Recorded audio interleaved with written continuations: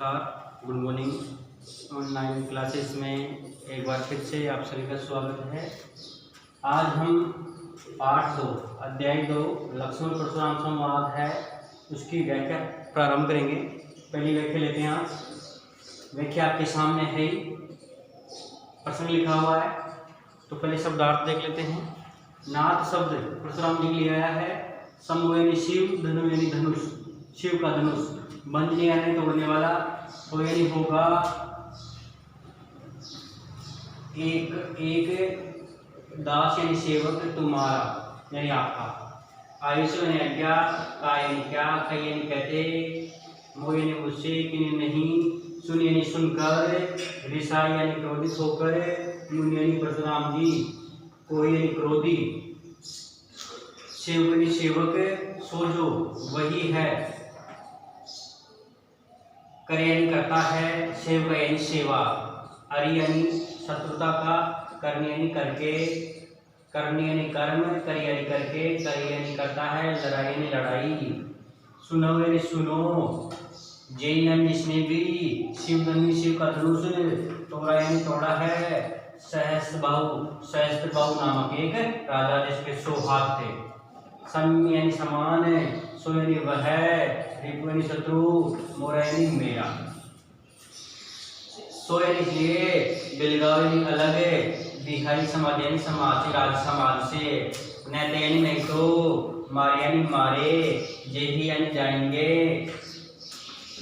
सुन यानी सुनकर, मुनि यानी मुनि परशुराम जी के वचन यानी वचन, लखन यानी लक्ष्मण, मुस्कान यानी मुस्कुराने लगे, हंसने लगे, परशु यानी परशुराम जी, परसा दह यानी धारण, अवमानित बिना कारण, बहु यानी बहुत, धनु यानी धनुष, तोड़ यानी तोड़ डाले, लड़का यानी बचपन की लड़ाई में, कबू यानी कभी भी, नहीं यानी नहीं, अस यानी ऐसा, ऋषि यानी क्रोध, किन्नी यानी किया, गोसाई यानी परशुराम जी, एह यानी किसी, धनु यानी धनुष पर, ममता यानी प्रेम, के यानी किस, हेतु यानी कारण, सुन यानी सुनकर, ऋषा यानी क्रोधित होकर, कह यानी कहे, भृगु कुल हेतु, भृगु वंश की रोजा अर्थात परशुराम जी,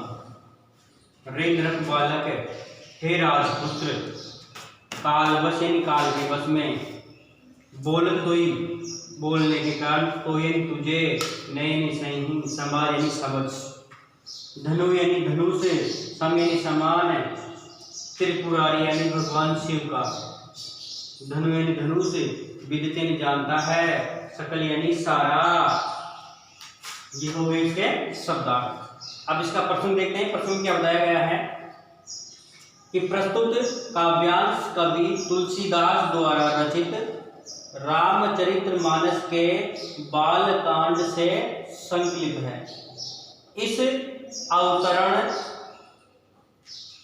में राम परशुराम के क्रोध को शांत करने के लिए विनम्र वाणी में निवेदन कर रहे हैं, किंतु परशुराम भड़क उठते हैं और कठोर वचन कहते हैं।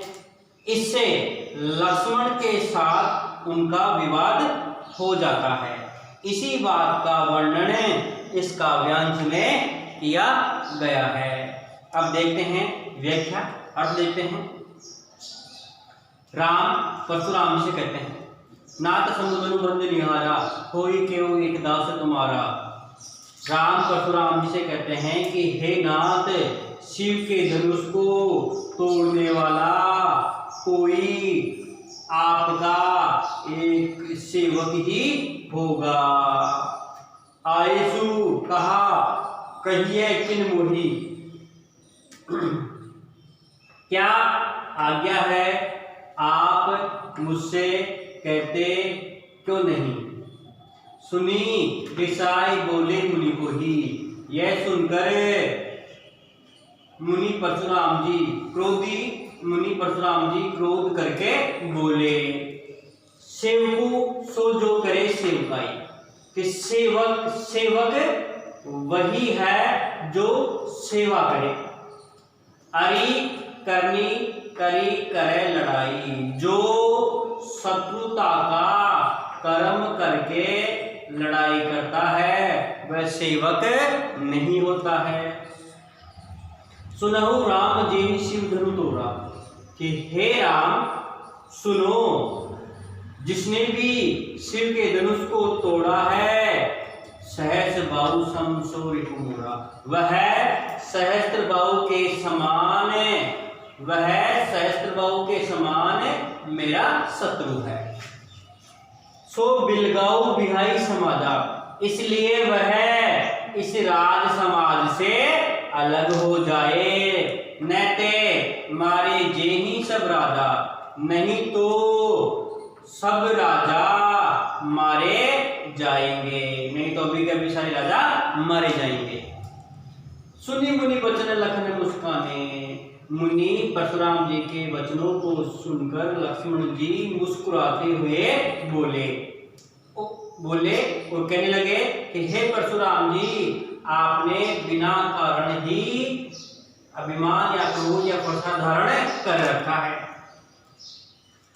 बहु धनु ही तोरी लड़काई, कि हमने बचपन की लड़ाई में बहुत सारे धनुष तोड़ डाले। कबू ने ऐसी ऋषि किन्हीं गोसाई, परंतु हे गोसाई आपने कभी भी ऐसा क्रोध नहीं किया। यही धनु पर ममता के ही हेतु, इसी धनुष पर ममता किस कारण। सुनी ऋषाय कहे भृगु कुल केतु, यह सुनकर भृगु वंश की ध्वजा अर्थात परशुराम जी क्रोध करते हुए कहने लगे, रे नृप बालक काल बस बोलत तो ही न समा, कि हे राजपुत्र, काल के बस में होने के कारण तुझे बोलने की समझ नहीं है।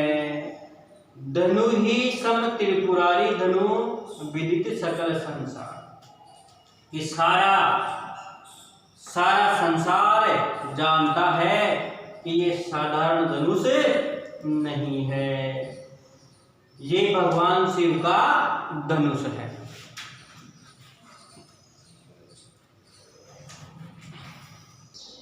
ये तो इसकी व्याख्या।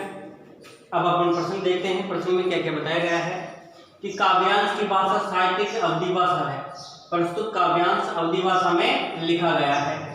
संपूर्ण अंश में व्यंग्यमयी शैली का प्रयोग हुआ है। शैली अगर इसमें जब पूछते हैं तो व्यंग्यमयी शैली है। चौपाई और दोहा छंद है। शांत और रौद्र रस की संयुक्त योजना हुई है। कहिए सेवकूसो सहस बाहु समसो सुनि मुनि वचन आदि में अनुप्रास अलंकार है।